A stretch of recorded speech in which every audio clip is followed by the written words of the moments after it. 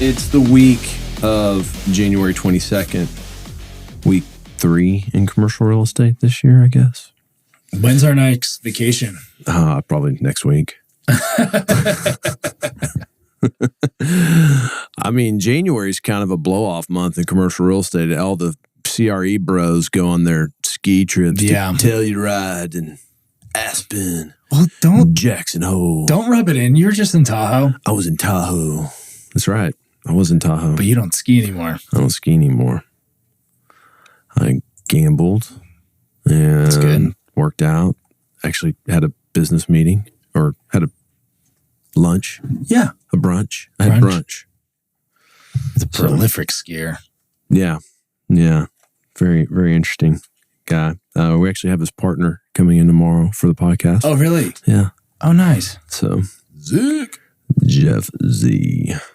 All right. Well, let's get into it. This week on the economic calendar, we got initial jobless claims coming out on Thursday at 8:30 a.m. Last week, it was 187. This week, they're predicting 200. But, I mean, doesn't sound like people are laying off a lot of people. So, just to reiterate, the jobless claims refers to the government report on the number of workers applying for unemployment benefits for the first time following a job loss. So, anyways.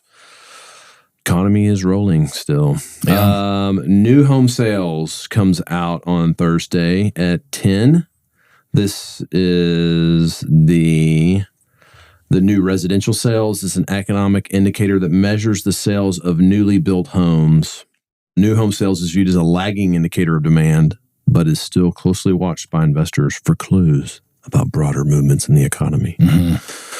The forecast is 650,000 new home sales. Previous was 590K. So maybe 60,000 more people got themselves a home. And then we have pending home sales. So the pending homes, that comes out on Friday at 10 a.m. Pending home sales index is created by the NAR, the National Association of Realtors, and it tracks home sales where the contract is signed but is not yet closed. So this is pretty much updating MLS data. It's up 2% from the previous. The forecast is up 2%. I toured a house this week. You did? Yeah. It was an open house. Good activity. I was pretty surprised. Yeah. I mean, people are out and about looking. They are. So the Dow hit all-time high last week. Closed out last week at 37,863. That's about 70 basis points up from the previous week. The S&P also hit an all-time high at 48 and closed out the week at 48.39.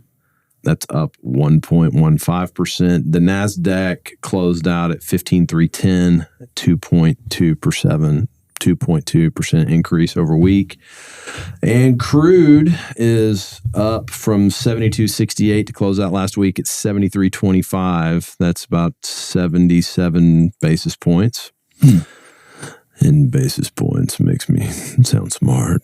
So yeah, do you feel smarter when you say Bips? Bips. Yeah. You saw that? Did you see that thread? I did. Yeah. I did. I said, if you damn right I do. I feel a lot smarter when I say that. The 5-year Treasury went back up about 5.3% to close out the week at 4.04. So it's dipping down into the high threes and then back up to the low fours, high threes, low fours. It's kind of fluctuating in there right now.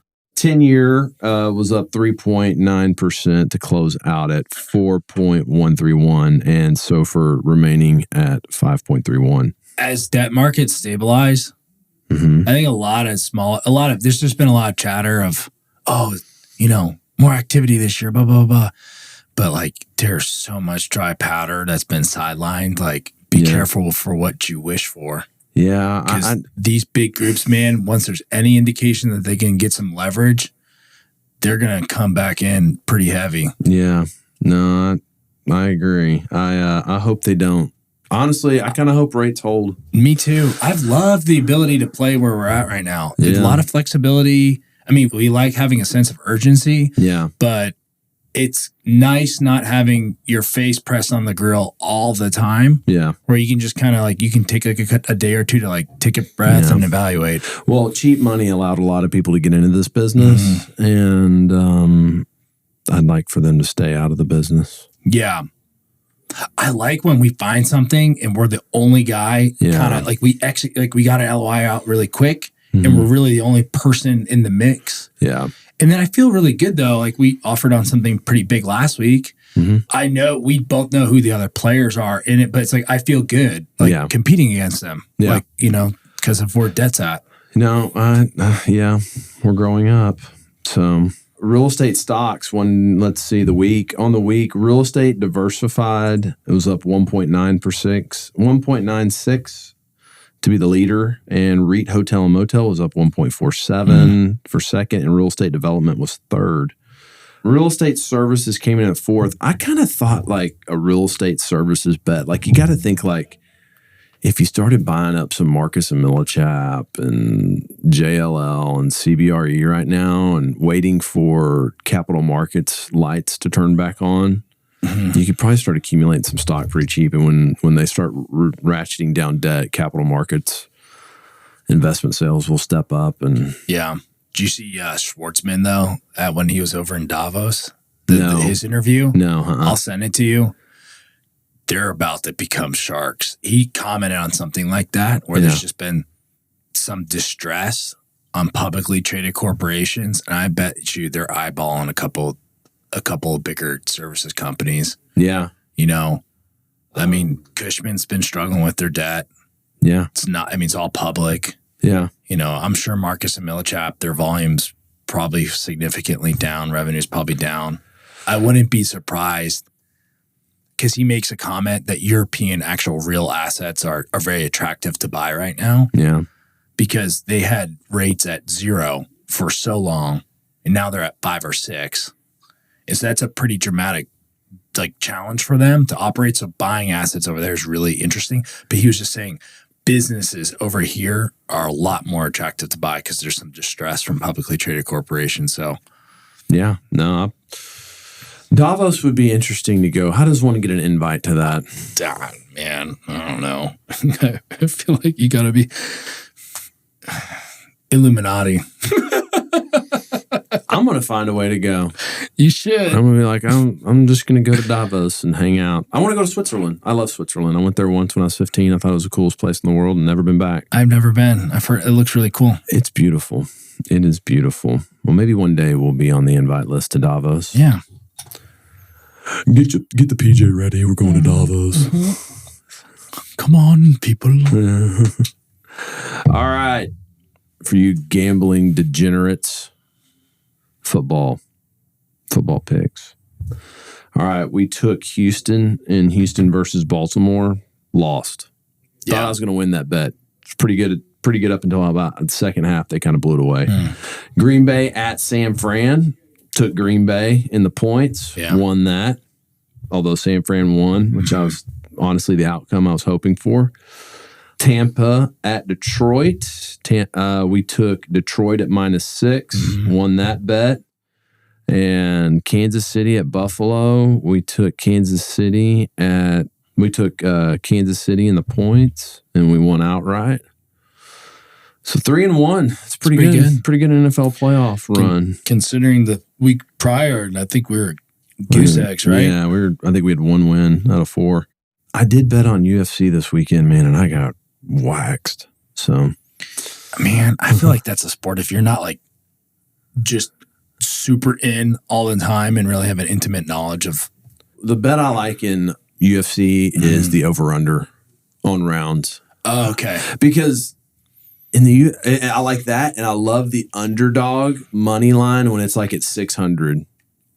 You're speaking Chinese to me at this point. Well, okay, so the underdog, let's say it's 600. That means if you bet 100, you win 600 if they win outright. Well, in the UFC, someone can knock somebody the hell out. Okay, all right, yeah. You know what I mean? So that can just happen. So that's the other thing too, is like you can pick the guy you think's going to win, but everybody can just get knocked out. One clip of the chin. Yeah, and so I like the over/under bet because I'm like, okay, these guys, this is a championship fight, 5 rounds. I bet the over/under's 2.5 rounds. Like I feel pretty good about that.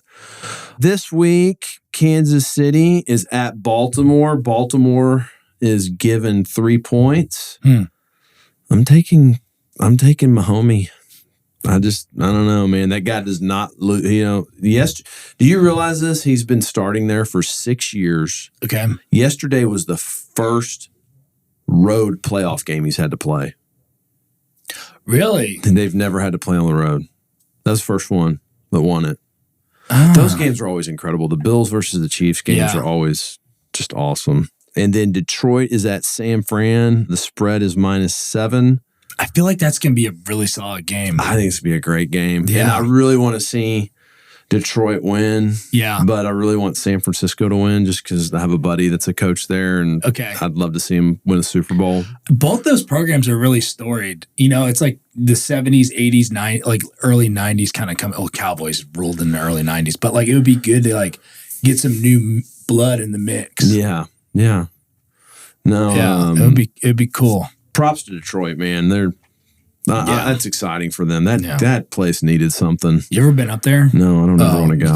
You're not missing. It's sad. Yeah, I bet. It's really sad. Okay, well, it's time for the commercial real estate bro term of the week.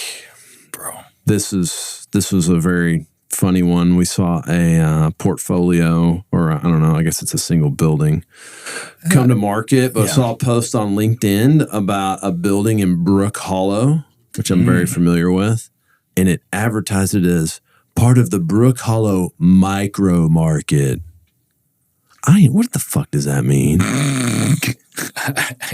Are we reterming submarkets to micro markets? Do these capital markets brokers, do they have like a division that is like think up buzzwords like strong commitment to site, chunky, like bite size, vintage? Like man, there's got to be like a think tank of these people coming up with these kind of terms. Micro market. I don't even know what that means, and I don't even want to hear anybody use it again, honestly. But I thought that was pretty funny. I can, like Turnpike. Yeah, I would say that's kind of a micro market. Like you got 400,000 or 500,000 feet, where like those businesses are like feeding off of each other. Sure, but Brook Hollow is 22 million feet. So they're calling Brook Hollow the micro market. Yes. Okay. Don't get it. It's a submarket in Dallas. Yep. It's a micro market. It's micro. It's tiny. So you can own the micro. I sold the building, though. That building. You sold it? I sold it. Oh, I got paid on it. I didn't. Did you sell it to them or did you sell it to the person before? I was working on it with a person before, and then I sold a lot of intel on it after. That didn't sound right. These guys were dropping it. They gave me a lot of the intel to go sell it. They were buddies of mine. They're like, hey, we're not going to buy it. Go sell it to somebody else. So I gave it to somebody else, and I got on a call with the girls, and I was like, hey, look, this is where the state of the affairs is. So I didn't really rep them going forward in it. Yeah. So, but you made a solid handoff. Gwen repped them, and then I ended up, he paid me on it. Oh, so that's good. So I kind of helped, facilitate getting it done. So... And, when I was telling them about the deal, I said, you get to own in the micro market of Brook Hollow. Micro market. Okay, so here's an interesting, I thought this was pretty freaking Vulture-esque. Brookfield foreclosed on a Veritas portfolio. They had the debt on it, and they foreclosed on them. Oh, man. A $464 million uncontested bid at the courthouse steps in San Francisco. Could you imagine having the stroke to step up and be like, who's going to come contest that? Because you got to show up with the money. Yeah. Like now. Yeah, today. Like you got 3 hours. Wire your earnest money. Yeah. No. Wire all of it. Yeah. Oh, okay. Yeah, no. You just bought it. This isn't like you don't get an inspection on this deal. That's not like the Flatiron Building fiasco. No. Okay. So they bought 2,150 units at $464 million. What is that per unit? How many? 464 million. 215,000 per unit. That doesn't feel bad. San Francisco. Although that place is teetering on. Is it pretty poopy? Yeah. They have apps at that place that show you where the human feces is on the sidewalks. You ever heard that before? You could download an app apparently, Yeah. and like people go on there and like they just add crowd. to it. Yeah, they're just like, oh yeah, there's poop here on the sidewalk, and Yeah. like you can. Oh, it could be like Waze where they tell you where the cops are. They just Basically, tell you yeah. where the poop is so you can step around the poop. Yeah, that's apparently there's something out there like that. Man, just a lot of default in multifamily. I feel like all the news is default in multifamily. Yeah, Like, guys bought at 3, and that's now cap rates are at 5.5, 6s. I still think though the other problem that these apartment operators have is insurance. Insurance is just skyrocketing on them, and they can't do anything about it. Can't escape. That's a death by 1,000 cuts. Yeah, That and appraisals for taxes. yeah. So Just eat you alive. I thought this was some interesting news that Wilbur Narduzzi would find appreciative.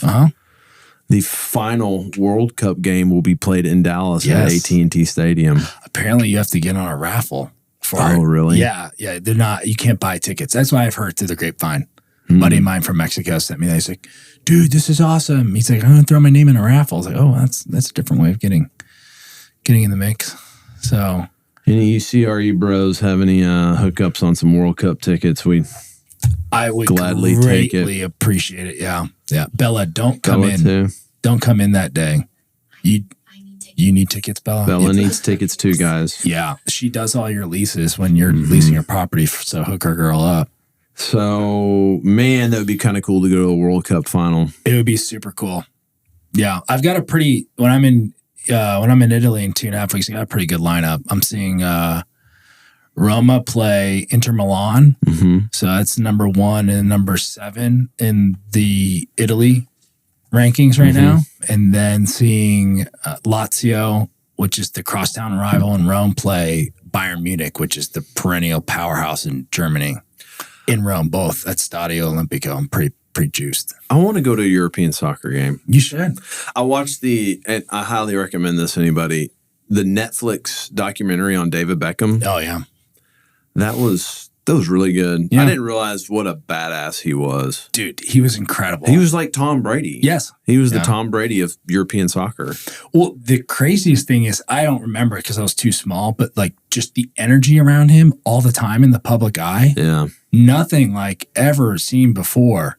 It's kind of like Taylor Swift in a way. Yeah. Yeah, exactly. Yeah. It's kind of like, no wonder it's just too much. But you know what's cool about it though is him and his wife are still together. Yeah. So a little hiccup there in the middle, but yeah. Oh, they never really confirmed. They never confirmed that happened. Yeah.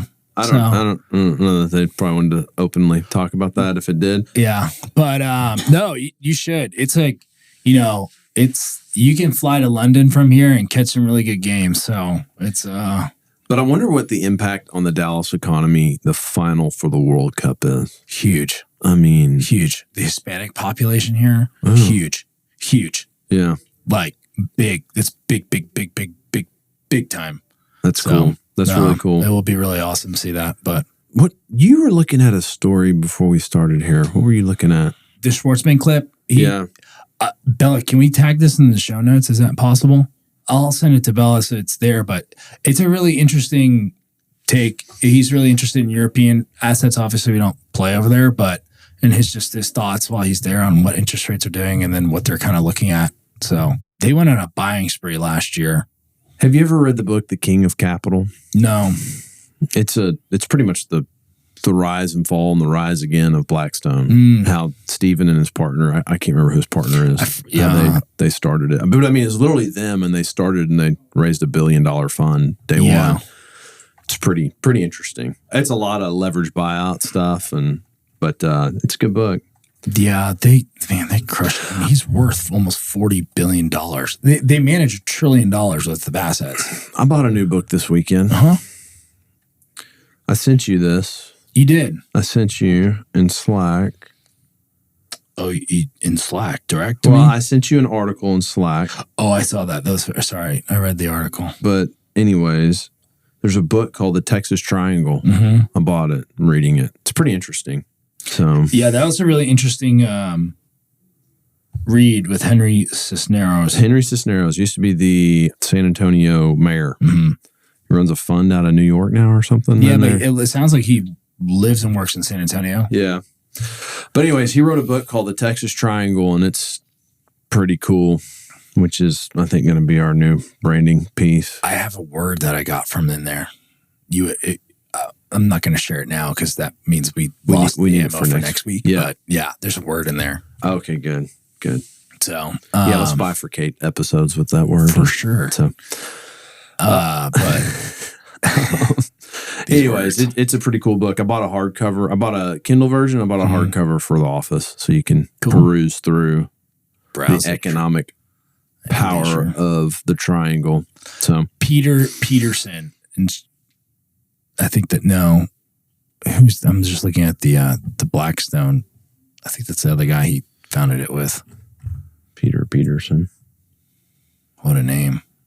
Jonathan Gray is the guy who's kind of doing a lot of the real estate, but no, King of Capital is a pretty good book if you ever want to read a book on the plane to Europe. Yeah. So I'm going to try to sleep, but oh, one thing I wanted to talk about is DeSantis did bow out. Yeah, last night. Very late. It's weird how they do that. Do you think they do it so they don't get a lot of attention? I don't know. Kind of disappointed he bowed out. I guess he's going to look for the next run. I think he would have been the tame version of Trump. I think he would have. I liked Trump. I think the problem with Trump, though, is he divides a nation too much. I think he just Twitter fingers. Well, I mean, he's not on Twitter anymore, but he did at that time. But I think he just divided the nation. And I think it's kind of impossible to overcome that now.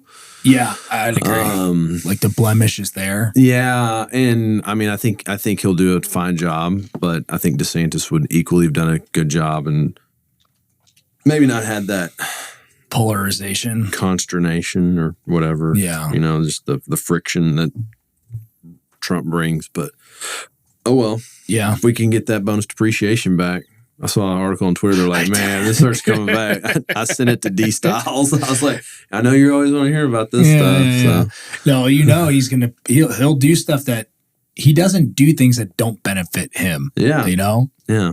As many layers as there are between him and his operating company right now, he's thinking like, how can I have influence without actually having influence? Well, it's for the American people. Of course it is. But he's a schemer, man. Yeah.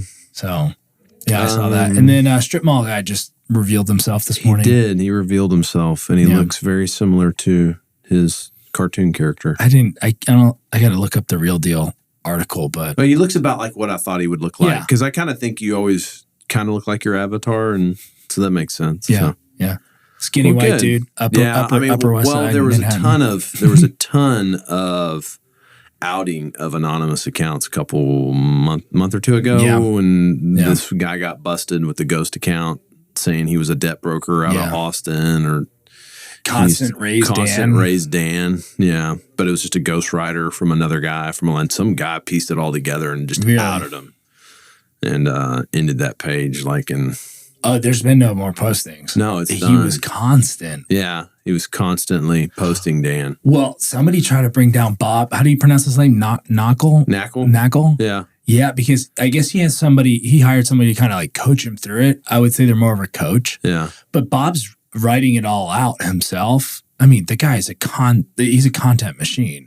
All the years of but they try to pull him down too. They're like, oh, you're not authentic because, you got this woman named Mo, or I don't know, Mo's the name of the person helping him, but you've got this person helping you, blah, blah, blah. It's like, he's writing the content. This is an older guy. You know what it is? You know what it is? Yeah. Hey, this guy's the top broker in the world. Yeah. He's literally probably the top commercial real estate broker in the world. Actually. He probably doesn't have time to sit on Twitter all day like some people do. He's probably going and doing a $50 million deal. Yeah. Like on the regular. And you know what? Mm-hmm. He's very responsive. Extremely. And, I sent him an email about seeing the format of his case studies. He sent it to me immediately. Really? Yeah. Holy smokes. Yeah. So he might be, I bet he does a lot of his posting, if not 100% of it, because it's pretty consistent in the same voice. If you read it, I digest as much of his content as possible because it's just really good, wholesome stuff. Oh, yeah. It's great. It's meat and potatoes. There's nothing fancy about it. No. You make your calls, you show up, you shave your face, you keep calling. You do it for 40 years, you become very wealthy. What else do you want to know? Yeah. Like, it's just very meat and potatoes. Yeah. So I was kind of disappointed. Have you ever seen his baseball card? That is so pimp. That is so genius. It is so pimp. So freaking awesome. Yeah. It's just like, and I was looking at it, like billions of dollars in a year of transactions over like, what, 50 to 100 transactions? So he's doing 2 deals a week for $2 billion in a year. I want to say, that's so fucking awesome. Yeah. Like, I mean, dude, he's a machine. Yeah, he's a total machine. So, a machine. Yeah, I'm a fan. I'm a Bob Knackle fan. Huge. When we go back to New York, I'm going to go see him. Let's go see him. I'm going to get on his calendar. Well, that's kind of all I got. That's it. Wrap it up. Let's get our week going. Just remind everybody we're buying in Houston now, but we're also cutting pref checks. We're looking for single tenant net lease type deals. Yep. Operators, sponsors that need some pref equity on that, or if you need some first lien debt positions on a Texas asset, we'll look at that. Don't call us for an office, but anything else we'll take a look at. And also, if this is by us giving away free information too, it's self-serving because it makes us feel good. I have some people call me once in a while, just randomly. And if you got questions about debt and equity, how to structure something, give us a holler. I mean, we're always happy to kind of see what we can help out with and point people in the right direction. Sure. Absolutely. We might know somebody that has a better solution. So, all right. Well, good luck out there, commercial real estaters. See ya.